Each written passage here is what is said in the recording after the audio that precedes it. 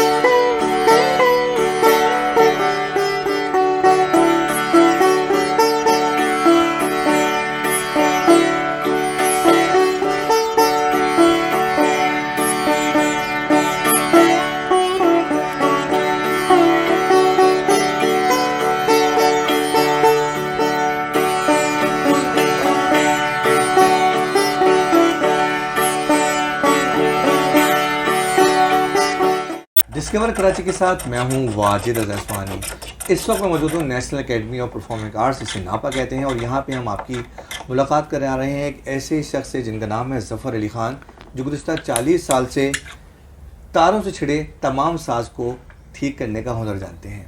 बहुत सीनियर आदमी है। कराची में बहुत ही कम ऐसे लोग हैं जो इतने सारे साज ठीक करते हैं, बनाते हैं। सितार हो, सारंगी हो, तानपुरा हो, रबाब हो या बेंजो, तमाम काम इनको बहुत उम्दगी से आते हैं। कहाँ से उन्होंने काम सीखा, किन किन लोगों से जो है इनके उन्होंने राब्ते हैं, और कौन कौन सी बड़ी बड़ी शख्सियात जो हैं अपने साजीन अपने साज इनसे बनवाते हैं, हम इनसे बात करते हैं, उनकी ज़िंदगी के बारे में जानते हैं। बहुत शुक्रिया ज़फ़र साहब, आपने वक्त निकाला हमारे लिए, अपना कीमती वक्त काम के दौरान आप इंटरव्यू दे रहे। ये बताएं कि काम का आपने आगाज़ कब से किया, किससे सीखा काम, और कैसे कितनी जल्दी आपने काम सीखा? मेरा ताल्लुक़ कराची से, और मैंने ये काम अपने वालिद साहब हमारे फर्नीचर का भी काम करते थे और इसका भी काम करते थे। तो ये घर में बैठ के करते थे, तो मैं कभी जैसे ये ठिए पे यहीं ऐसे ही काम करते थे, मैं सामने बैठ जाता था। तो उनका कहना था कि मैं यहाँ पे जो बैठ जाएगा खुद वो सीख लेगा। अब मैं पढ़ाई में वो था तो मैं बैठा रहता था, तो इस वजह से वो मैं काम देखता रहता था, जो वो काम करते थे वो वैसे ही करता रहता था। तो आपके पहले तो बताएं कि आपके वालिद कहाँ से आए, और जहाँ से आए क्या वहाँ भी काम सीखते थे? हमारा तो वालिद साहब नखनऊ में रहते थे, नखनऊ से यहाँ आए पाकिस्तान बनने से पहले। तो वो अकेले थे, अपने उनके माँ बाप का इंतकाल हो गया था जब छोटे थे, तो बताते थे, तो उनको किसी ने वहाँ ले जाके किसी म्यूज़िक की दुकान पे बिठा दिया था। तो वहाँ पे उन्होंने सारा काम सीखा था। आपने वालिद साहब के साथ कब अपना काम शुरू किया? बस समझे मैंने उनके साथ बैठता था 75 से की बात है कि वो काम करते थे, तो जब मैं बैठा हो उनके साथ बैठता था, काम करता था। क्योंकि स्कूल से आने के बाद एक दुकान थी, वहाँ पे काम करते थे, तो बस मैं वहाँ आके बैठता था, पढ़ाई से भागता था, इसलिए उन्हें मुझे बिठा लेते थे। कितना वक्त लगा आपको काम सीखने में? समझे 83 में मेरे वालिद का इंतकाल हुआ था। तो बस 83 से पहले 1982 के अंदर उनको अटैक पड़ा था। इतना ख़तरनाक अटैक पड़ा था, यहाँ से कार्डियो लेके गए थे सदर से, मैं ही साथ उनके जाता था। बस वो समझे लेके गया हूँ, डॉक्टर ने कहा अगर 5 मिनट पहले नहीं आते तो ये हो जाता है। रजब का महीने से पहले की बात है, उनका अटैक पड़ा। फिर वो मैं काम वो घर में बैठ के करते थे, तो यही होता था कि मैं सुबह उठता था, शाम 7 बजे तक के काम करता रहता था मुस्तकिल। जब मैं जो काम सीख लेता था वो वालिद साहब छोड़ देते थे। अब समझे 3 महीने पहले जब उनको अटैक पड़ा तो मैंने हर चीज़ बनाना सीख ली, हर काम करता था। तो जॉइंट वगैरह सितार का ढांचा तैयार कर दिया मैंने, ठीक है। और उस पर ये नक्श निगारी का काम वाम करके पॉलिश करके, सिर्फ मुझे इसके जो पर्दे होते हैं जो सुर कहलाते हैं ये बांधना नहीं आए, वो मैंने कंप्लीट करके ढांचे दे दिए। सिर्फ उन्हीं ने बैठ के उसके पर्दे बांधने और उनकी ट्यूनिंग वगैरह करके वो सितार हमने दे दिए। सईद म्यूज़िक की दुकान होती थी सदर में, वहाँ देते थे। 3 महीनों में मैंने पूरे कंप्लीट सितार बना के 6 सितारों पे काम खुद करके वो दिया था। बस उसके समझे रमज़ान का महीना था, ईद के तीसरे दिन उनकी डेथ हो गई थी। किस साल में? 83 में। 83 और बस 83 के बाद से फिर मैंने खुद ही काम अकेला किया। यानी 40 साल से तो आप अकेले काम कर रहे हैं। हाँ। उससे पहले आप 5-6 साल से 8 साल से हाँ, वालिद बस साहब काम सीख रहे थे। बैठे रहते थे उनके अच्छा, साथ। आप क्या क्या चीज़ें बना लेते हैं, कुछ बताएंगे आप? म्यूज़िकल इंस्ट्रूमेंट में समझें जो तार वाले इंस्ट्रूमेंट हैं जिन पे स्ट्रिंग लगते हैं, वो मैं रिपेयरिंग भी कर लेता हूँ और बना भी लेता हूँ। मिसाल के तौर पर जैसे सितार हो गया, तानपुरा हो गया, बैंजो हो गया, सारंगी हो गई, रबाब हो गया, ये जो जिन पे इंस्ट्रूमेंट पे तार आते हैं ये सब मैं कर लेता हूँ, बना भी सकता हूँ, वो भी कर लेता हूँ। तो मुझे ये बताएं कि सितार क्या होता है, लकड़ी कहाँ से आती है इसकी, पाकिस्तान में इसकी सारी चीज़ें अवेलेबल हैं या बाहर से कुछ चीज़ें आती हैं? कुछ ज़रा हमें हमारे ऑडियंस को गाइड करेंगे आप? सितार के अंदर ज़्यादातर जो लकड़ी लगती है, जैसे पुराने शिप नहीं टूटते हैं, उसमें से जो वो हर सीज़न हुआ होता है, उसका हिसाब किताब ऐसा होता है कि सारे सीज़नों से हुई भी होती है। और सितार वो जहाज़ जो टूटता है 50-60 साल के बाद, तो उसकी लकड़ी हर सीज़न की होती है। वो इसकी जैसे ये डांड बनाई, ये तबली बनाई, तो उसमें हर तरह का धूप, पानी, तेल से भीगी हुई होती है। जब वो खुश्क हो जाती है तो वो ऐसे हो जाती है कि सुर के काबिल हो जाती है। इस यानी कोई फ्रेश दरख्त से उतारी हुई लकड़ी नहीं होती है? वो सिर्फ एक पीस होता है, वो कहलाता है गुलू। ये बनता है आम की गीली लकड़ी का पीस। आम की गीली गीली लकड़ी का, अगर सूखा हुआ होगा, जैसे ये सूखा हुआ पीस रखा हुआ है, इसको हम तराशेंगे तो वो सीधा सीधा फटेगा। ठीक है। गीला होगा, जैसे मर जाए हम औजार चला लेंगे इसके ऊपर। इसकी आप उसको पहले गीला करते हैं? नहीं, गीला लेके आते हैं, गीली लकड़ी जो बाज़ार में जब आती है, कट के दरख्त आता है, उसी दौरान में लिया जाता है। अच्छा, उसमें से ये पीस बनता है। अब मुझे ज़रा ज़फ़र साहब ये सितार के हिस्से बताएं कि इसको क्या कहते हैं, अच्छा। ताकि ये जैसे सितार का गुलू जो बताया था मैंने आपको, जी। ये गुलू इसमें लग के इसमें जॉइंट होता है, इसके ऊपर लगती है। इसको कद्दू भी कहते हैं? इसको कद्दू भी कहते हैं, तोंबा भी कहते हैं? तोंबा ही कहलाता है। कद्दू या लकड़ी का हो या उसका हो, ठीक है। तोंबा कहलाएगा। ठीक है। हाँ, और ये ऊपर का पीस ये अलग लगता है, इसको तबली कहते हैं। जिस पे बजाते ये हैं। हाँ, ये डांडी कहलाती है। ये जैसे और देखें अंदर से ये इसका वज़न होता है, जब लेके आते हैं तो 3-4 किलो होता है। इसको खोद खोद के 1 पाव के करीब किया जाता है। ये सब आम की दरख्त की लकड़ी होती है? नहीं, ये होती है, बताया ना, ये जहाज़ का पीस होता है। ठीक है। सिर्फ एक चीज़ होती है आम की, उसका कद्दू टीक से का भी बनता है, लेकिन टीक महंगी पड़ती है तो आम की लकड़ी का ग्लू बनाते हैं। ठीक है। और ये डंडी जो होती है तुन की लकड़ी की होती है, दियार की लकड़ी की होती है, टीक की लकड़ी की होती है, और इसी तरह तबली भी तुन की होगी, तब दियार की होगी और टीक की लकड़ी की होगी। ये देखें कंप्लीट सितार है जो अब मैंने बताया, सारा ढांचा बनने के बाद। अब जरा इसमें बताएं कि सितार अब ये खूटी कहलाती है, बड़ी वाली। खूटी। हाँ, और ये चीज़ जो होती है हड्डी की होती है, जो ऊँट की हड्डी होती है। ठीक है। ये ऊँट की हड्डी का इस पीस खूंटी से तार बंधे होते हैं। इसमें तार टाइट होते हैं और लूज़ होते हैं। ये ब्रिज कहलाती है, छोटी ब्रिज, छोटी और ये बड़ी ब्रिज, ये तार गहन कहलाती है। ये पर्दे कहलाते हैं, सुर जिसे कहते हैं, ये जो लगे हुए होते हैं जैसे ये ये तार पर्दे, है। हाँ, ठीक है। ये इन पे बोलेगा तो ये सुर बोलेंगे, ऐसे तो तार बोलता रहेगा बस। अब इसको दबाएंगे, ये सा कहलाएगा। यूँ सुर, ये सुर कहलाते हैं। ये छोटी खूंटियाँ हैं, ये तरफ की खूंटियाँ कहलाती हैं। ये तरफ के तारें कहलाते हैं। चकारियाँ क्या होती हैं? चिकारी इसी के ये कहलाते हैं। और तरवे क्या कहते हैं? तरवें ये छोटी वाली हैं।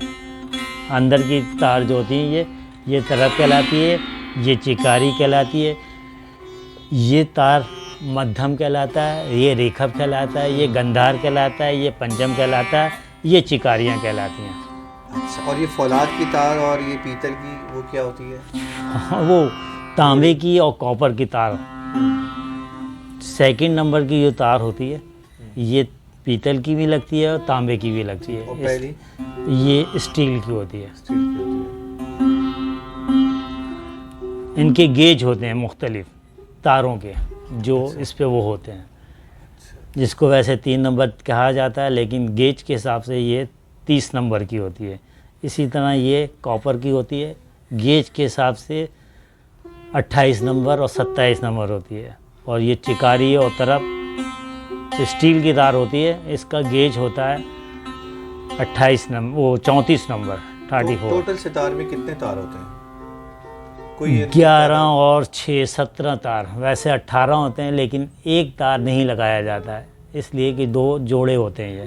ठीक है। और ये 17 तारों से सितार बजता है, सारा सुर इसी में, जिसमें ऊपर भी हैं और नीचे भी नीचे हैं। भी है। नीचे के तार इन सुरों से मिलाए जाते हैं, जैसे ये इसके साथ बोलेंगे, ये हिसाब किताब होता है। सितार को हमेशा पैर पे रख के बजाया जाता है या नहीं, सीने से लगा के? इसके स्टाइल होता है, ये पैर पे रख के इस तरह ये बजाने का स्टाइल होता है। मिजरा पहनी जाती है, और सारंगी को सीने से लगा के। सारंगी को सीने की। क्या अभी प्राइस होती है इनकी पाकिस्तान में अगर बनाई जाए तो? समझें सारा काम मेहनत का है।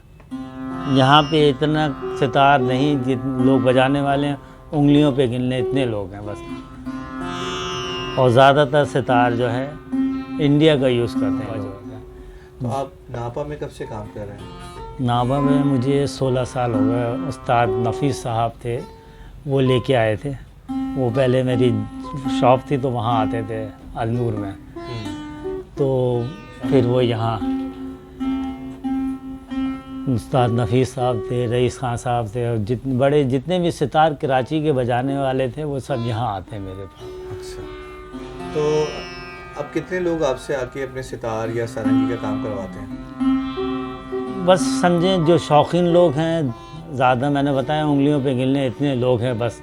इतने लोग नहीं हैं, ये काम इतना हार्ड समझते हैं लोग, क्योंकि इसमें मेहनत ज़्यादा है। रियाज जितना करेगा आदमी उतने ही बजाएगा। और आप चार्ज क्या करते हैं इसके?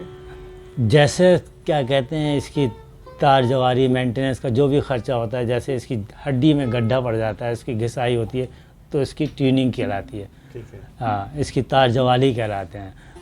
उसके मुख्तलिफ उस्तादों से अलग अलग हो, जो जैसा बजाता है, जो अच्छा बजाता है वो अच्छे पैसे देगा। अच्छा, ये बताइएगा कि सितार का आपने बताया क्या मुख्तलिफ साइज़ के भी होते हैं?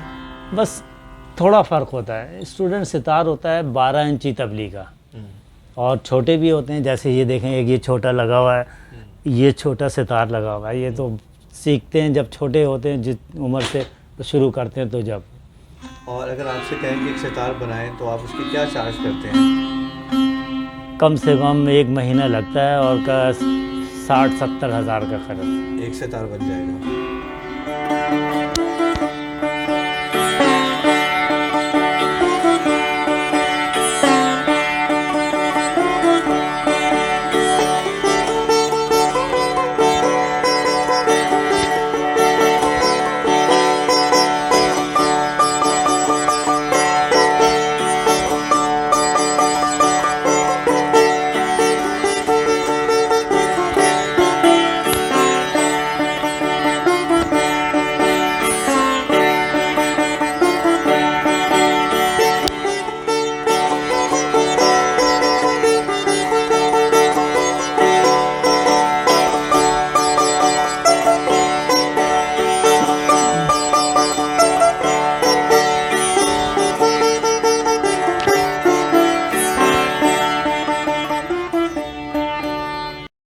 मेरा नाम मेहताब हुसैन है और मैं तकरीबन 45 साल से सितार बजा रहा हूँ। लाहौर में ही बजाया। आपने वो गाना मेहंदी हसन साहब को सुना होगा, रफ्ता रफ्ता वो मेरी हस्ती का समा हुआ है, उसमें सितार बजाया लाहौर में मैंने।